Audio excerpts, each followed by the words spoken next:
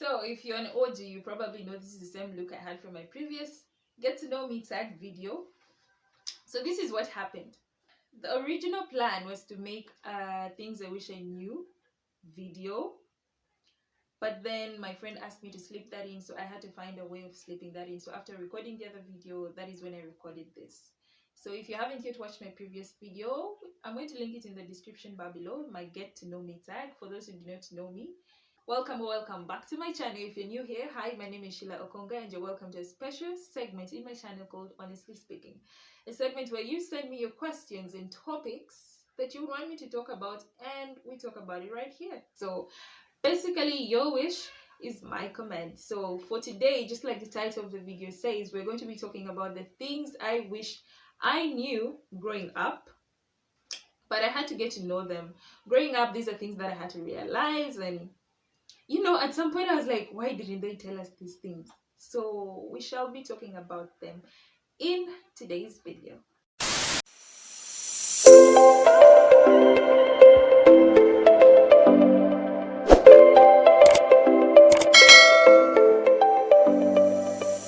the first point is the importance of being a full person and having an identity. Yeah, growing up we were told, okay, your name is Sheila Okonga, and that's just it. I don't know if it's just something that is general, but personally, it's just growing up, I wasn't really told about how I should love my identity. Yes, I'm a Langi woman from Amolata district, from the clan of the Oyobweng. I'm a black woman. Right now, I'm proud of all those that I've said, but back then I was not proud. I hated my name.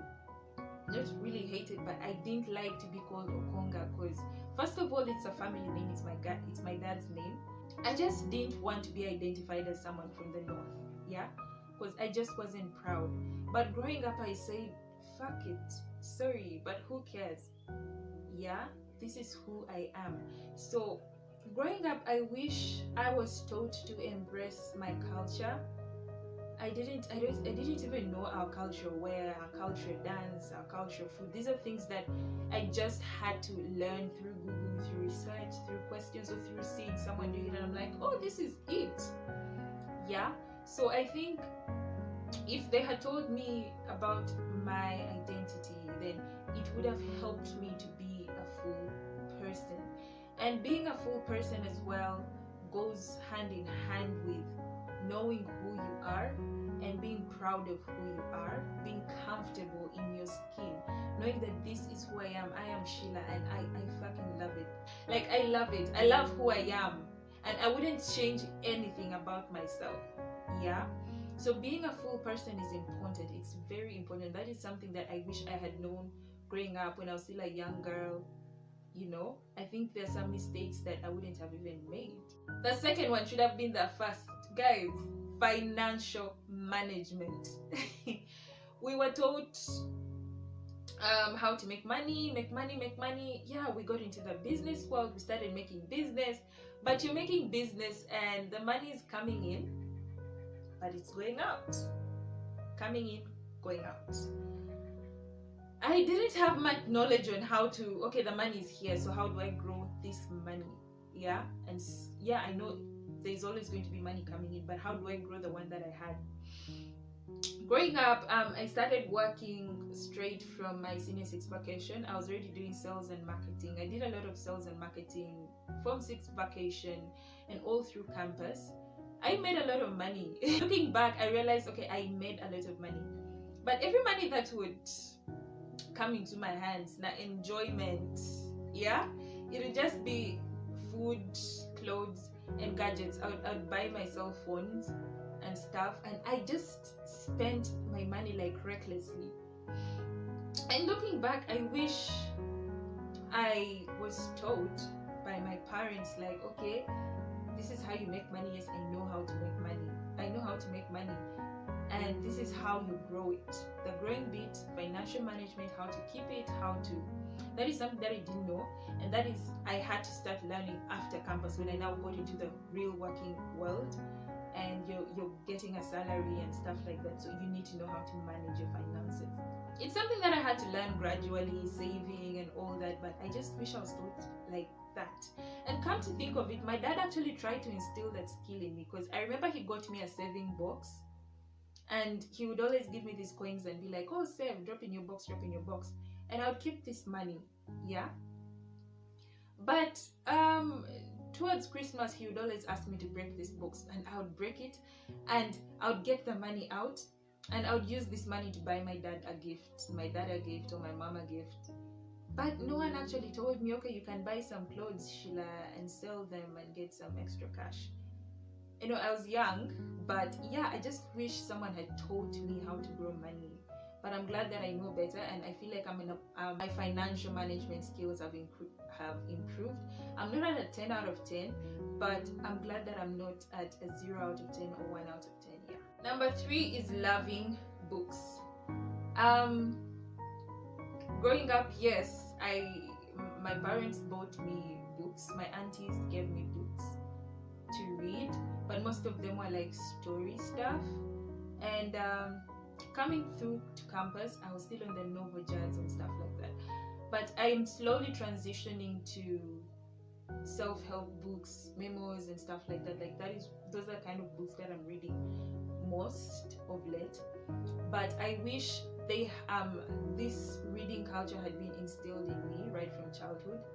I'm grateful that my parents really tried, because my dad would always come back home with newspapers and he'd be like, you need to read.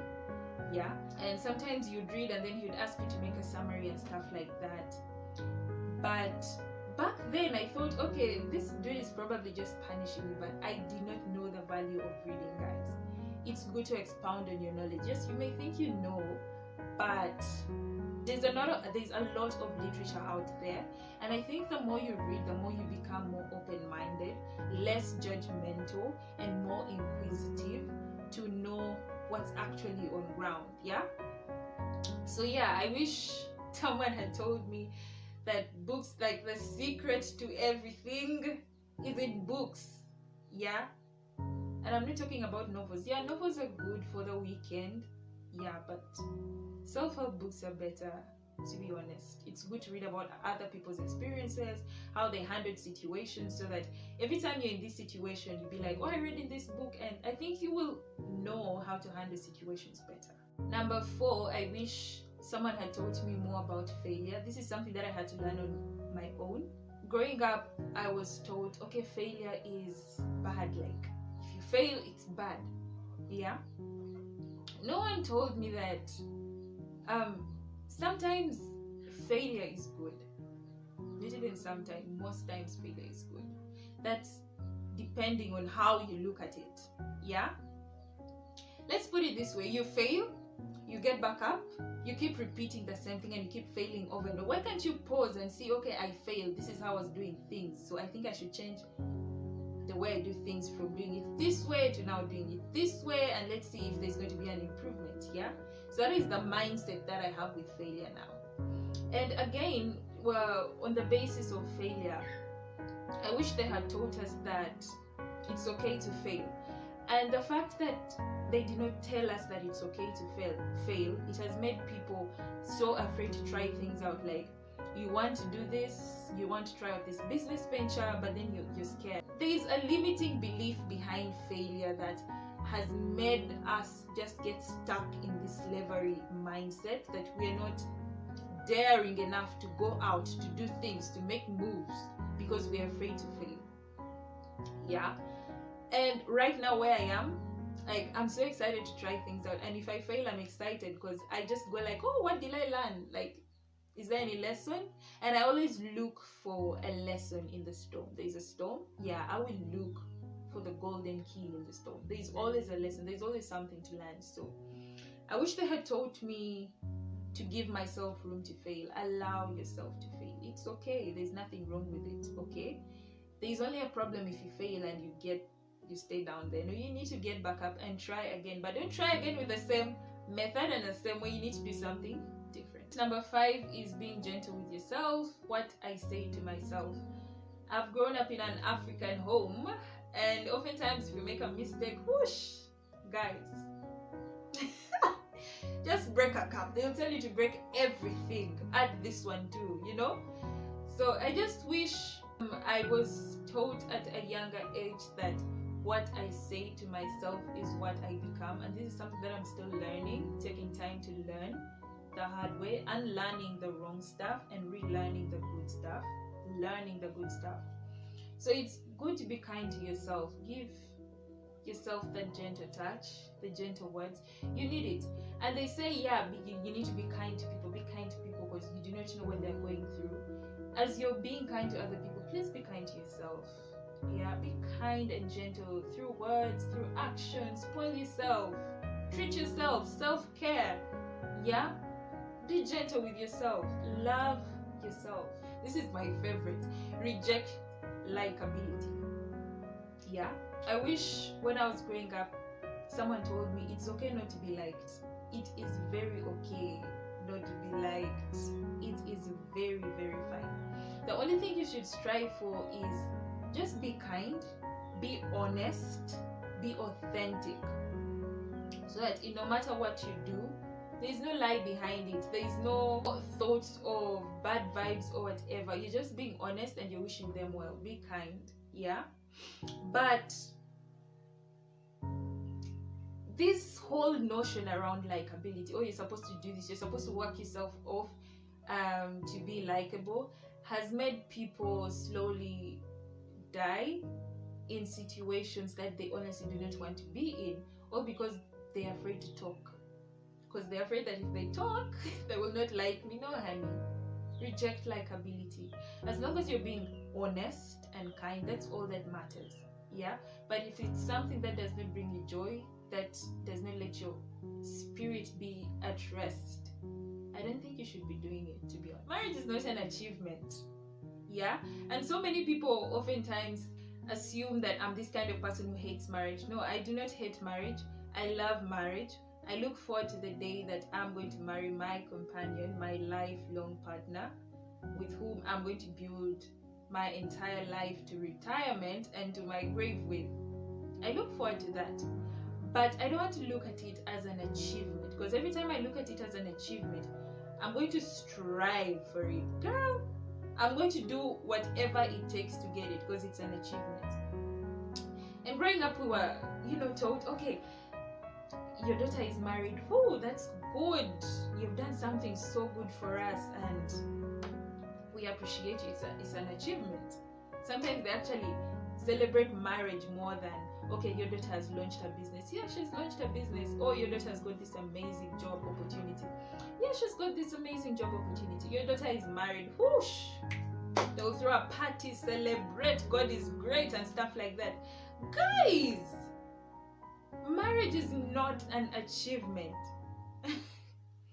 Marriage is just marriage. It's two becoming one. Yeah? Two becoming one. That's it. For the shared and common cause of love and stuff like that. To build a family, to build love, to build companionship. That's it. It should not be considered as an achievement.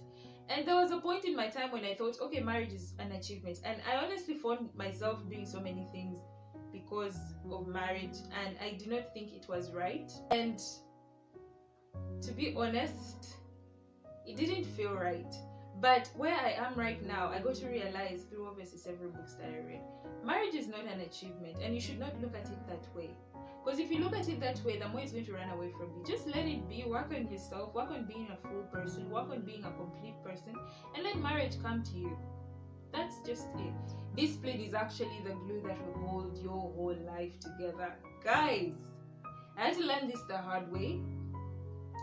Discipline is basically you setting your goals and you sticking to it. You putting the work to actually do the thing and to keep doing it till it reaches its maturity age. And I had to learn this the hard way. It's not easy because it made me obviously miss out on a lot of opportunities. and there's so many things that I would have done, but then I wasn't disciplined enough to handle it and to maintain it, and I lost it.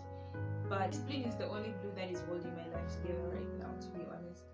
And yeah, that's one of the things that I wish I knew growing up. If I had known, I would have done better. Yeah.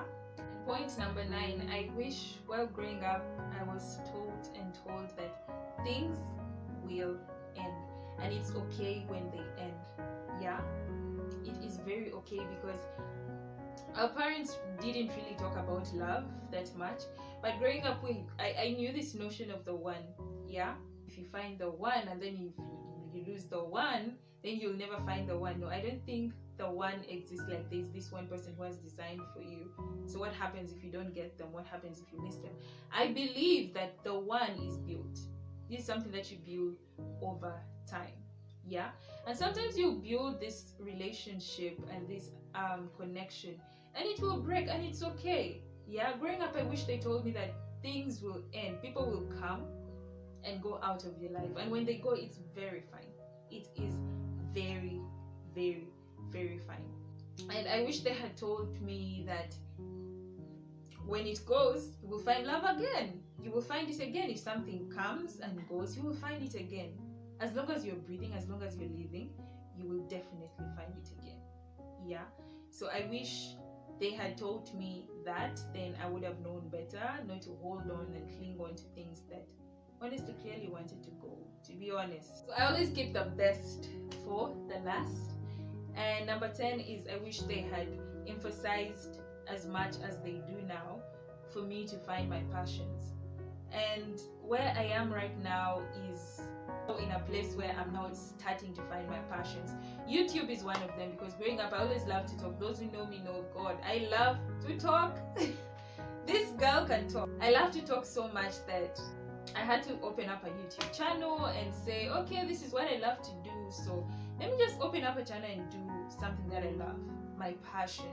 And guys, I wish you could tell or feel the joy that I feel every time I'm sitting in front of a camera and recording. I love what I'm doing. I love this whole process. I love recording. I love talking in front of a camera. I love letting my mind out. I love having an outlet. Yeah.